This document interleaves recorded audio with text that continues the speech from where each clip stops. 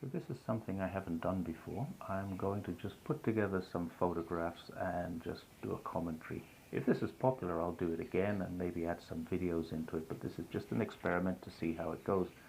First of all, I'm going to start showing you pictures of the journey we took on bicycles from Urumqi back to Guangdong.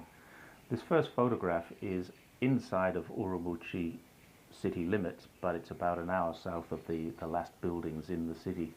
And it just gives you an idea of how desolate Urumqi is.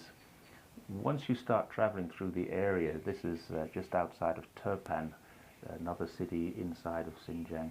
The buildings are made with adobe, just made from local clay, and you can see the writing, typical writing of the region. This building is an interesting one because it's used to dry grapes, and the grapes become raisins or sultanas, and they are literally all over this region. Almost every house, every building has one. So there's a lot of grape growing, and that's indicated by this, which is a theme park for growing grapes. And you can see it's got English, it's got Chinese, and it's got local Uyghur language. Another indication that Uyghur language is just not dying out in this area, despite what people say. This one's the Flaming Mountains. It's really very desolate, very dry. And under certain conditions, those hills look bright red and look like they're on fire from a distance. If you fly over them, you can see that. This young lady on a folding bike, the white bike in the front, caught a flight to Urumqi and then cycled from there back to Hami. We joined her to cross the Flaming Mountains. She was just having a couple of weeks off and decided that's what she wanted to do.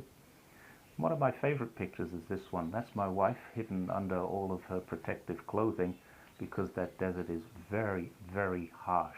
There's no trees, there is nowhere that you can go to get shade, unless of course you find a broken down truck. And that gives you an opportunity. The drivers are very good. They don't bother you at all. You just say, hi, is it okay if we stop here? And they let you stop there in the shade and you enjoy a meal. Which is usually whatever it is you've carried in, unless you can find this place.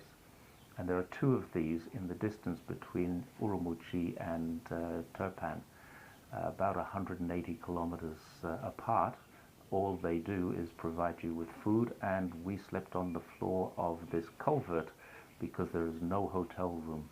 We did one night sleep on the floor of the restaurant, but the second night this is where we stayed. And that's a really, really warm, hot, dry wind blowing through there.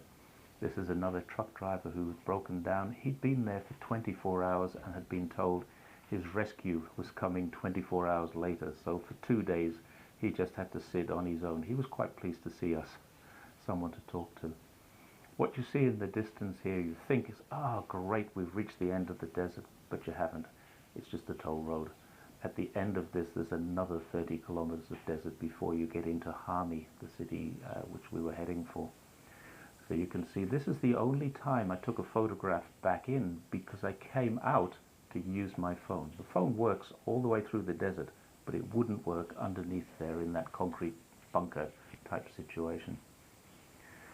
This sign you can see has, the top one is Xin Xin Sha, 44 kilometers away. It also has Turkic writing on it, and that's a good sign because it's telling you that you're 44 kilometers away from the border with the province of Gansu.